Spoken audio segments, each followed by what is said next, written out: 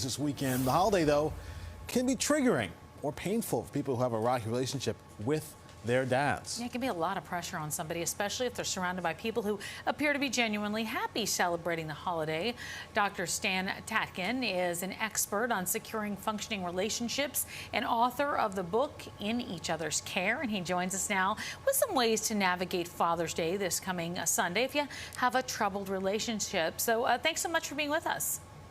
Thank you for having me, Corey and Tamsin. Thank you very much. So how can somebody celebrate the day for their father while respecting their own boundaries and their feelings? Well, going into a system, a family system, pulls you like a riptide into that system. So if you have a difficult relationship, you might want to limit your time by, in advance, giving yourself an exit plan. If you want to stay longer, that's great.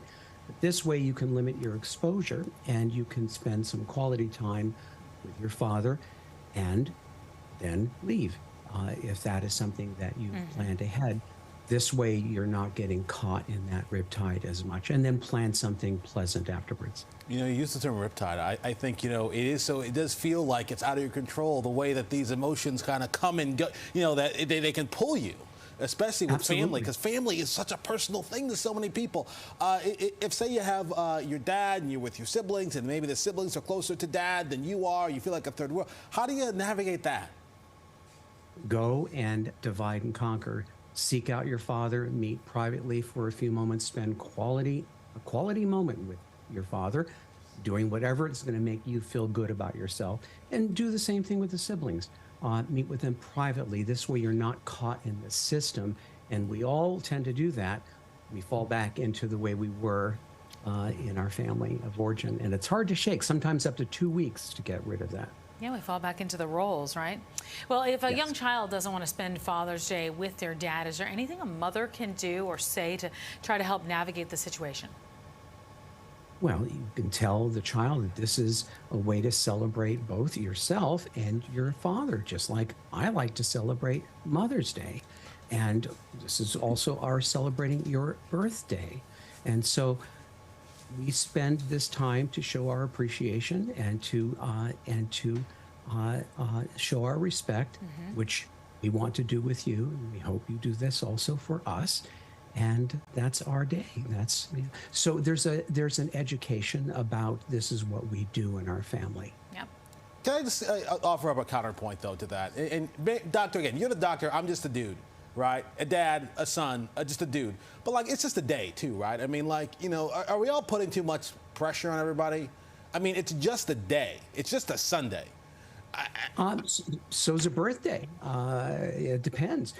If you're teaching your child that we celebrate each other on different days, you can decide this is not the day we're going to celebrate. But hopefully there are days that you do. Then you want the family community to understand this is what we do in our family culture. This is how we stay connected to each other and show our respect and appreciation. So this day can be difficult for somebody who has recently lost a father, or quite frankly, I lost my mom over 20 years ago, and Mother's Day is always hard for me. Is there any way to make this day more bearable? Well, I think in advance, people can do something. I like to do this. A few nights before, while going to sleep, imagine your father and wish them well. You can do this anytime you want. You can, instead of counting sheep, you can wish people well. Even if you had a complicated relationship. Some people will, if you have siblings, go down memory lane and talk about positive memories because you want to remember the positive. Why? Because your father, your mother, if they're passed, live in your head. This is for you, not for them. So you're making peace, you're thinking of positive memories, things that make you laugh, bring you joy, music, pictures. This is one way to make peace with the person in your head who is never going away. Yeah, all right. True. Dr. Tatkin, thank you so much for joining us today and your very soothing advice to us. I love your voice. For more relationship advice, check out Dr. Tatkin online at thepactinstitute.com. It's very soothing.